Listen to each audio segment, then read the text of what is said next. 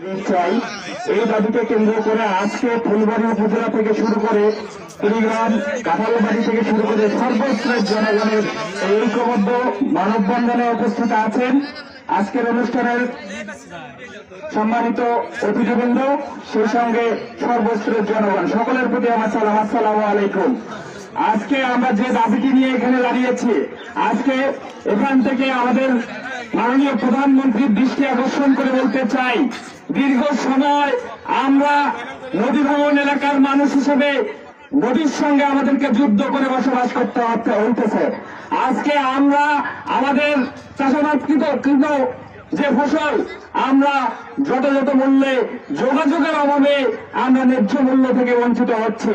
তাই আজকে প্রধানমন্ত্রীর কাছে আমাদের আবেদন, দীর্ঘ সময় পর যেহেতু স্বাধীনতার পক্ষের শক্তি আজকে আমাদের দল বাংলাদেশের রাষ্ট্রীয় ক্ষমতায় আছে, আমরা আশা করব আমাদের এই লক্ষ লক্ষ মানুষের প্রাণের দাবি আপনি অনতিবিলম্বে পূরণ করবেন, এই আশাবাদ ব্যক্ত করছে।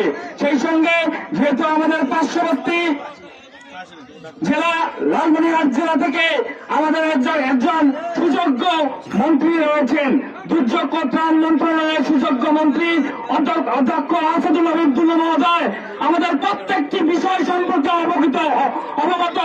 তাই দুল্লাহ মহোদয়ের কাছে আমার আকুল আবেদন, আপনারা অবিলম্বে এই গণমানুষের গণদাবি বাংতুর ঘাটের তৃতীয় গণনা সেতু অবিলম্বে